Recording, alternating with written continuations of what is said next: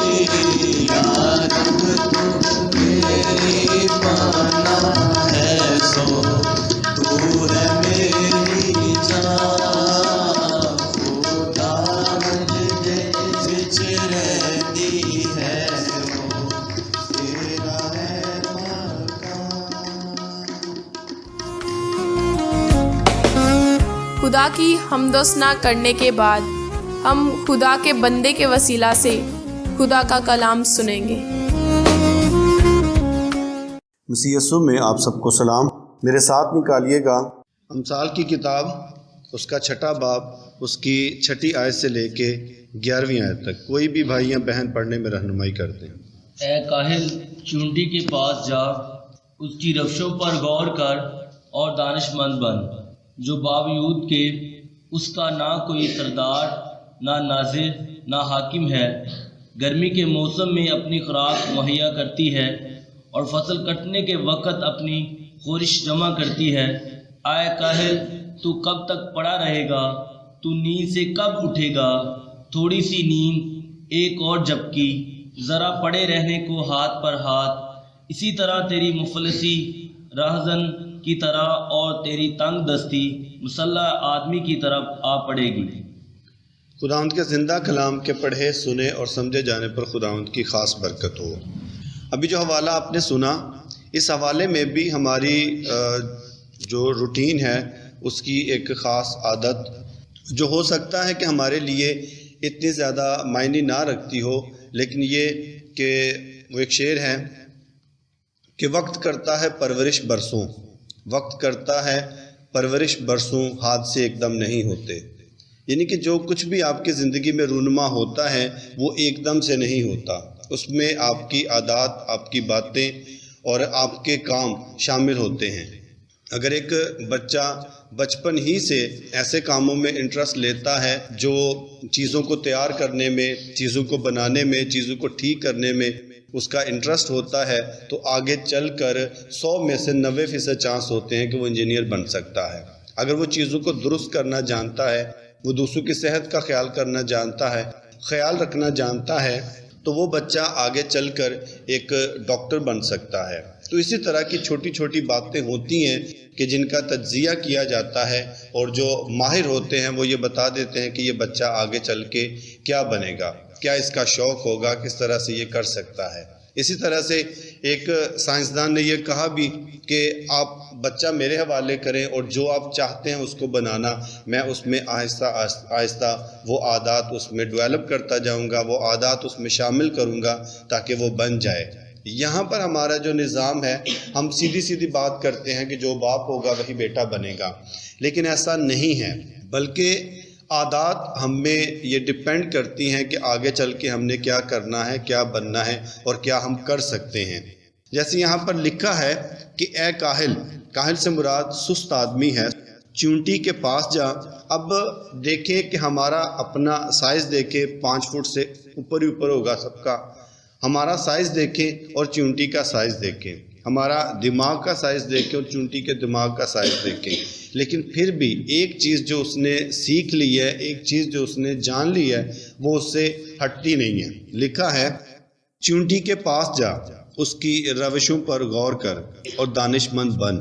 ہمیں کس کے پاس جانے کی ضرورت پڑ گئی ہے؟ ایک چونٹی کے پاس دانش مند بن، جو باوجود یہ کہ اس کا نہ کوئی سردار، نہ ناظر، نہ حاکم ہے، یعنی اس پر کوئی بھی کسی کو ٹھہرایا نہیں گیا کہ آپ 10 لوگ ہیں، 20 لوگ ہیں تو ان پر یہ ناظم ایک ٹھہرا دیا جائے، ایک ناظر ٹھہرا دیا جائے کہ جو ان کا خیال رکھ سکے، ایک حاکم ہو ان کا، ایک وزیر اعظم ہو جائے، کوئی بھی بادشاہ ان پر ہو جائے۔ گرمی کے موسم میں اپنی خوراک مہیا کرتی ہے اور فصل کٹنے کے وقت اپنی خورش جمع کرتی ہے۔ یعنی کہ جب آپ اپنی فصل کو سنبھال رہے ہوتے ہیں، اسی وقت وہ بھی اپنی خوراک سنبھال رہی ہوتی ہے۔ یعنی آپ کی بھی کوشش ہوتی ہے کہ پورے سال کے لیے گندم یا مکئی کہہ لیں یا باجرہ کہہ لیں، منجی کہہ لیں، چاول کہہ لیں، آپ اس کو جمع کر رہے ہوتے ہیں، اسی وقت میں وہ بھی اپنے لیے خوراک جمع کر رہی ہوتی ہے، اور اس کی کوشش کے مطابق وہ پورے سال کے لیے اپنا کھانا جمع کر لیتی ہے۔ اس لیے خدا کا کلام ہمیں یہ بتاتا ہے، سلیمان ہمیں یہ بتاتا ہے کہ اگر یہ چیز آپ کو سیکھنی ہے تو آپ اس کے پاس جائیں، آپ اس سے سیکھیں کہ کس طرح سے وہ اپنی جسامت سے بھی بڑا چاول یا کوئی دانہ اٹھاتی ہے اور وہ اٹھا کے چلنا شروع کر دیتی ہے۔ لیکن اگر وہ کہتی ہے چلو یار 4 دن سو لینے، اس تو بعد پھر چلو ویکھی جائے گی، نال کر لیں گے یا اسرا کوئی بھی مطلب کہ سوچ سکتی ہے، لیکن نہیں، وہ یہ سوچتی ہے کہ اگر میں نے اب نہیں کیا تو میں کبھی نہیں کر سکتی۔ یہ اس کی زندگی کا اصول ہوتا ہے کہ ابھی نہیں تو کبھی نہیں۔ اے کاہل، تو کب تک پڑا رہے گا؟ تو نیند سے کب اٹھے گا؟ تھوڑی سی نیند، ایک اور جھپکی، ذرا پڑا رہنے کو ہاتھ پر ہاتھ۔ یعنی کہ جب آپ اٹھتے ہیں تو ظاہری سی بات ہے کہ آپ پر جو نیند ہے وہ طاری ہوتی ہے، تو پھر آپ خود کو بہلانے کی کوشش کرتے ہیں، اٹھانے کی کوشش کرتے ہیں۔ اس وقت ایک جنگ چل رہی ہوتی ہے آپ میں اور نیند میں، اور آپ نے اکثر یہ دیکھا ہوگا کہ جب آپ اٹھتے ہیں تو اس وقت ایک آنکھ آپ کے بند ہوتی ہے ایسے، اور یہ جھپکی اسی کو کہتے ہیں کہ آپ اٹھتے ہیں اور پھر ایسے ایک دم سے۔ اگر تو آپ اسی معاملے میں یہ زیادہ سے زیادہ 5 منٹ کی بات ہوتی ہے یا 10 منٹ کی بات ہوتی ہے کہ یہ 5 سے 10 منٹ ہی آپ جیت جائیں تو آپ سمجھیں کہ آپ کامیاب ہو سکتے ہیں. حالانکہ کہنے کو یہ کچھ بھی نہیں ہے، کیونکہ وہی 5 سے 10 منٹ ہوتے ہیں کہ جس میں اگر آپ فتح حاصل کر لیں تو اس کا مطلب ہے کہ دنیا میں کوئی چیز آپ کو ہرا نہیں سکتی.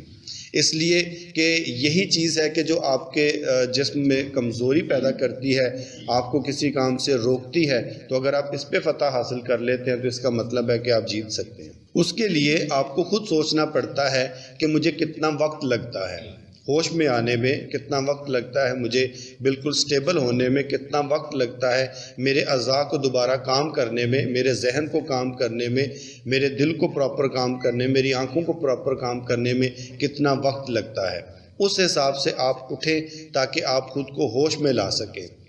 اور ہوش میں لانے کا مقصد یہ ہے کہ یہاں پر جب آپ آتے ہیں یا کسی بھی عبادت میں آپ شامل ہوتے ہیں، کسی بھی کام کے لیے آپ جاتے ہیں، یہ صرف یہاں کی بات بھی نہیں ہے.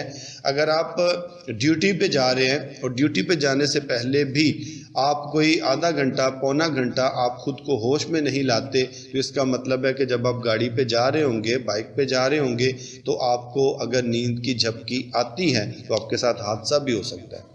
اس لیے اپنے آپ کو مکمل طور پر ایکٹیو کر کے پھر آپ کہیں جی کہ اب میں حاضر ہوں. اس کے لیے ضروری ہے کہ اس چیز سے جان چھڑائی جائے.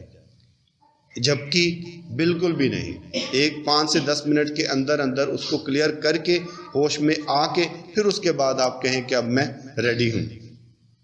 اور جیسے یہاں پر لکھا ہے تھوڑی سی نیند، یعنی کہ میں 10 منٹ اور سو لوں، 20 منٹ اور سو لوں، یہ اکثر ہمارے ذہن میں ہوتا ہے، دل میں ہوتا ہے کہ چلیں ابھی اتنا ٹائم ہے تو اتنا ٹائم میں اور گزار لیتا ہوں نیند میں. تھوڑی سی نیند، ایک اور جھپکی، ذرا پڑا رہنے کو ہاتھ پر ہاتھ، کہ اگر آپ اپنی نیند کے ساتھ مقابلہ نہیں کر سکتے تو زندگی میں اتنے زیادہ کام ہیں، اتنی زیادہ جنگیں ہیں جو آپ نے لڑنی ہیں اپنے بچوں کے لیے، اور پھر اس کے بعد اپنے کام کاروبار میں. وہاں پر جہاں آپ 3 گھنٹے کام کرتے تھے اب ضروری ہے کہ آپ کو 6 گھنٹے بھی کام کرنا پڑے. جہاں پہ آپ کم محنت کرتے تھے وہاں پہ آپ کو زیادہ محنت بھی کرنی پڑ سکتی ہے. تو کچھ بھی ہو سکتا ہے. جیسے گزرے سالوں میں ابھی ریسنٹلی آپ کہہ لیں کہ کرونا آیا تو کسی نے بھی نہیں سوچا تھا کہ ہماری زندگی کی روٹین اس قدر بدل جائے گی. ہمیں زیادہ محنت کرنی پڑے گی، ہمیں زیادہ رکنا پڑے گا، ہمیں کم وقت میں زیادہ کمانا پڑے گا. تو کسی شخص نے بھی یہ نہیں سوچا تھا کہ ہمیں اتنا، پنجابی میں کہیں تو ویل کرنا پڑے گا، ہمیں اتنی مشکل کا سامنا کرنا پڑے گا. کبھی کسی نے نہیں سوچا تھا. یہاں تک غریب تو غریب امیر بھی ایک دفعہ ان کو دھچکا لگا اس بات کا کہ ہم نے کس طرح سے سروائیو کرنا ہے، کس طرح سے ہم نے اپنی زندگی گزارنی ہے. اسی طرح تیری مفلسی راہزن کی طرح اور تیری تنگ دستی مسلح آدمی کی طرح آ پڑے گی. پہلے اسے بے غور. اسی طرح تیری مفلسی، یعنی جو کچھ آپ کر رہے ہیں، تیری جو مفلسی ہے، جو غربت ہے، وہ راہزن کی طرح تجھ پر آ پڑے گی. راہزن کن کو کہتے ہیں؟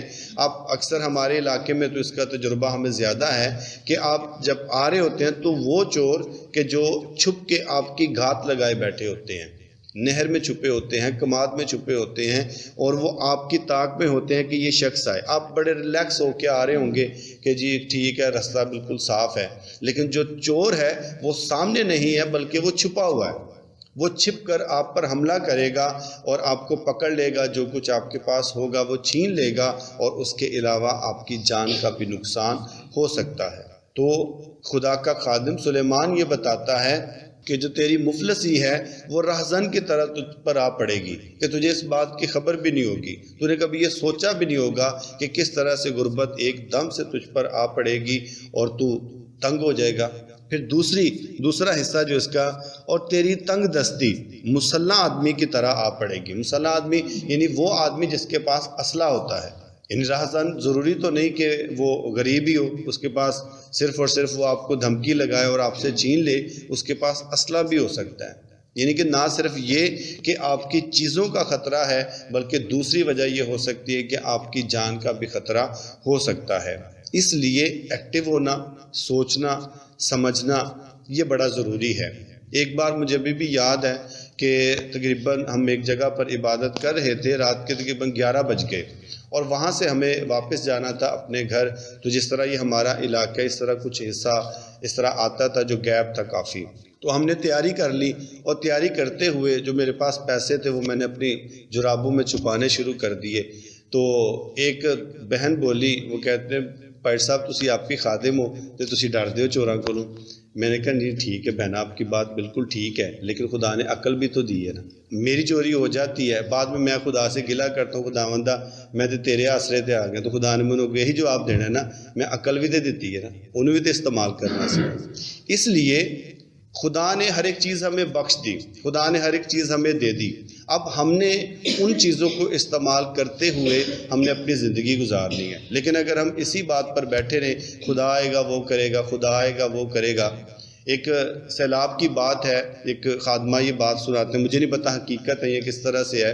وہ کہتے ہیں کہ ایک شخص ایک سیلاب میں پھنس گیا، ایماندار تھا، تو جب سیلاب آنا شروع ہوا تو وہ کہتا ہے، یعنی کہ جو گھر کے باقی لوگ تھے اور لوگ تو انہوں نے کہا کہ آؤ ہم چلتے ہیں، بچ جائیں گے ہم، تو وہ کہتا مجھے خدا بچائے گا۔ خیر پانی جو ہے وہ نیچے کمرے تک آ گیا۔ پھر اس کے بعد جب اس نے دیکھا کہ پانی تو چڑھتا جا رہا ہے، وہ اٹھا اور اوپر والے کمرے تک چلا گیا۔ جب دیکھا پانی وہاں تک بھی پہنچ گیا، وہاں سے پھر چھت پہ چلا گیا، اور پھر اس کی وہی بات تھی کہ مجھے خدا بچائے گا۔ اب چھت پر جب وہ پہنچ گیا تو اس وقت بھی پانی مسلسل چڑھتا جا رہا تھا، اور اس نے دیکھا کہ دور سے جہاز آ رہے ہیں، انہوں نے آواز بھی دی، سیڑھی بھی انہوں نے پھینکی نیچے کہ اس کے ساتھ چڑھ کے وہ اوپر آ جائے، لیکن وہ کہتا ہے کہ نہیں مجھے خدا بچائے گا۔ کرتے کرتے پانی اس کے گھٹنوں پہ آتا ہے، گھٹنوں سے اوپر چڑھتا جاتا ہے۔ جب تھوڑا سا رہ گیا تو کہتا ہے خدایا چنگی نبھائی ہے، کیا میرے نہ کی کیتا ہی، میں تو تیرے آسرے تے رہا ہاں۔ تو خدا نے سمپل سا بالکل جواب دیا، میں نے تو اتنے لوگوں کو بھیجا تھا، میں نے تو اتنے لوگوں سے کہا تھا کہ اس کا بازو پکڑو لے جاؤ اس کو بچاؤ، تو کسی دے نال نہیں ٹریا۔ اس لیے ہمیں ایکٹیو ہونا ضروری ہے۔ دنیا میں وقت گزارنے کے لیے کاہل ہو کر ہم کبھی بھی زندگی نہیں گزار سکتے، ہم زندگی میں کامیاب نہیں ہو سکتے۔ اس کے لیے ضروری ہے کہ ہم اپنے آپ کو ایکٹیو کریں، جھپکی نہیں، بلکہ ایک بار جب اٹھ جاتے ہیں اپنا حساب لگا لیں، آپ کو اپنی سمجھ آ جائے کہ مجھے کتنی دیر میں ہوش آتی ہے، اس حساب سے آپ اپنا ٹائم سیٹ کر لیں اور فرق نہیں پڑے گا۔